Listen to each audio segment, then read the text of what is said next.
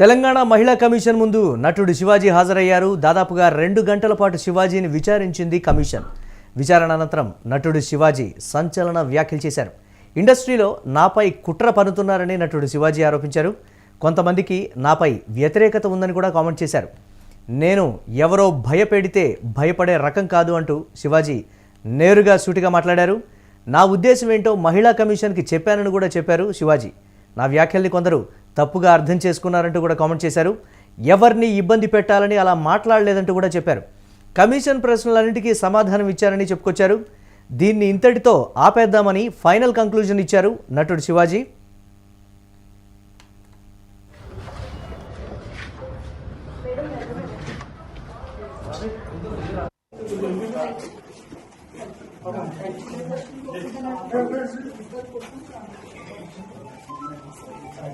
దండోరా ఫంక్షన్లో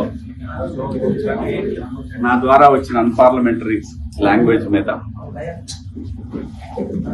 నేను చెప్పిన మాటలు కొంతమందికి నెగిటివ్ గా కన్వే అవటం వల్ల వారు నాకు నోటీసులు ఇచ్చారు. ఆ నోటీసులకి సమాధానం వారికి సవివరంగా ఇచ్చాను. నా ఉద్దేశం నేను చెప్పానండి. ఇందులో అన్పార్లమెంటరీ వర్డ్స్ వచ్చినాయి. అలాగే మేడం గారు ఇప్పుడు నేను వచ్చాను కాబట్టి నా వైపు నేను మాట్లాడుకోవచ్చు. అలా కాకుండా ఎవరైతే దీనికి బాధపడ్డారో వాళ్ళ పాయింట్ ఆఫ్ వ్యూలో కూడా క్వశ్చన్లు అడిగారు. నన్ను అన్నిటికీ సమాధానం చెప్పాను. మేడం గారు ఏమంటారంటే, మీది ఒక ప్రజల్ని ఇన్ఫ్లుయెన్స్ చేసే మీడియా కాబట్టి ఇవాళ మీరు అన్నారు కాబట్టి రేపటి నుంచి అందరూ అయిన దానికి కాని దానికి. దీనిపై మరిన్ని అప్డేట్స్ మా కరెస్పాండెంట్ సతీష్ అందిస్తారు. సతీష్, గతంలోనే ఆయన క్షమాపణ కూడా చెప్పినటువంటి పరిస్థితి ఉంది. మహిళా కమిషన్ ముందు కూడా తప్పైతే ఒప్పుకున్నాననేటువంటి మాట కూడా చెప్పారు. కానీ బయటకు వచ్చిన తర్వాత నా మీద పెద్ద కుట్ర జరుగుతోంది, నాపై తీవ్ర వ్యతిరేకత ఉందని చేసినటువంటి సంచలన కామెంట్స్, అలాగే నేను ఎవరికి భయపడే రకాన్ని కాదు, ఎవరో భయపెడితే నేను భయపడను అనేటువంటి నేరుగా సూటిగా ధైర్యంగా అంటే వారికి వార్నింగ్ ఇచ్చారా అనేటువంటి రీతిలో కూడా చేసినటువంటి కామెంట్స్ ఎలా చూడాలంటారు దీన్ని? యామురళి, మొత్తానికి అయితే గతంలోనే 3 days బ్యాక్ ఆయనకు నోటీసులు ఇచ్చారు. కమిషన్ ముందు హాజరు కావాలని చెప్పేసి చెప్పారు. సో ఈ నేపథ్యంలోనే దాని తర్వాత ఆయన క్షమాపణ కూడా చెప్పారు. నేను కేవలం నిధి అగర్వాల్ ఏదైతే ఘటన జరిగిందో దానికి సంబంధించి నేను మాట్లాడాను తప్ప నేను ఇంటెన్షనల్ గా ఎవరి మహిళల పట్ల ఎవరి మనోభావాల పట్ల నేను ఎవరి గురించి కూడా మాట్లాడలేదు. సో అలా ఇబ్బంది పడ్డారు కాబట్టి సో మంచి డ్రెస్సులు వేసుకొని పోతే బాగుంటది, అందరూ కూడా రెస్పెక్ట్ చేస్తారు, ఆ విలువనిస్తారు అంటూ కూడా నేను చెప్పాను తప్ప నేను కొన్ని ఏవైతే కొన్ని వాడకూడని వర్డ్స్ ఒక 2 వర్డ్స్ వాడాను, అది నా తప్పే అంటూ కూడా ఆయన ఇప్పటికే చెప్పినాడు. మీడియా ముఖంగా కూడా ఆయన చాలా సార్లు చెప్పారు.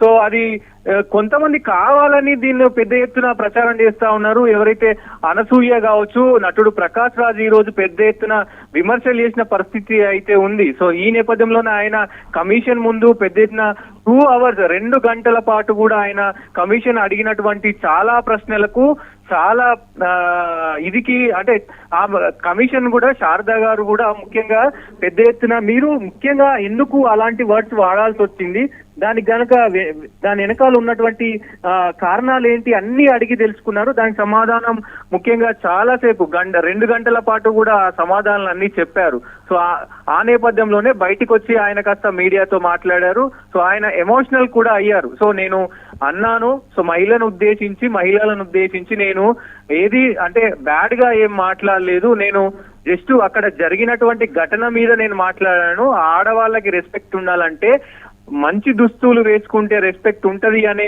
నెపంతోనే మాట్లాడాను తప్ప నేను వేరే ఉద్దేశంతో మాట్లాడలేదు. సో నా పైన కావాలని కొంతమంది కుట్రలు చేస్తా ఉన్నారు. ఇండస్ట్రీ వాళ్ళు కూడా చాలా మంది నాకు సపోర్ట్ చేస్తున్నారు.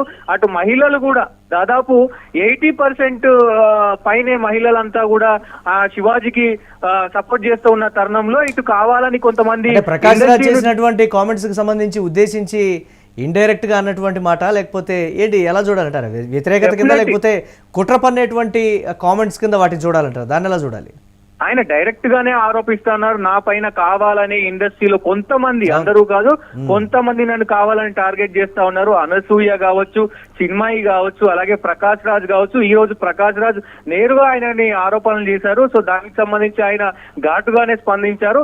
నేను ఎవరో భయపెడితే భయపడే రకం కాదు, నేను ఏదైనా ఎదుర్కొంటాను, నా జోలికి రావద్దు అంటూ కూడా పెద్ద ఎత్తున ఆయన మాట్లాడిన పరిస్థితులు ఉన్నాయి. సో దీనికి సంబంధించి కూడా ఇండస్ట్రీలో కొంతమంది కావాలని నన్ను తొక్కే ప్రయత్నం చేస్తున్నారంటూ కూడా ఆయన చెప్పిన పరిస్థితులు అయితే కనబడుతున్నాయి. మరి ఏదేమైనప్పటికీ చాలా మంది అటు ఇండస్ట్రీలో దాదాపు ఒక 4-5 తప్ప మిగతా వాళ్ళంతా కూడా ఎవరు కూడా ఎక్కడ మాట్లాడట్లేదు. దీనికి సంబంధించి ఇటు ఒకవైపు సోషల్ మీడియాలో కూడా పెద్ద ఎత్తున చర్చనీయాంశం అయింది. చికిరి సాంగ్ లో కూడా ఈ వర్డ్స్ కి సంబంధించి ఆ పాటలో ఉంది. మరి దాన్ని ఎవరు ఎందుకు మాట్లాడట్లేదంటూ కూడా ఒకవైపు మీడియాలో, అటు సోషల్ మీడియాలో కూడా విపరీతంగా ట్రోల్ అవుతున్న పరిస్థితి అయితే కనబడుతూ ఉంది.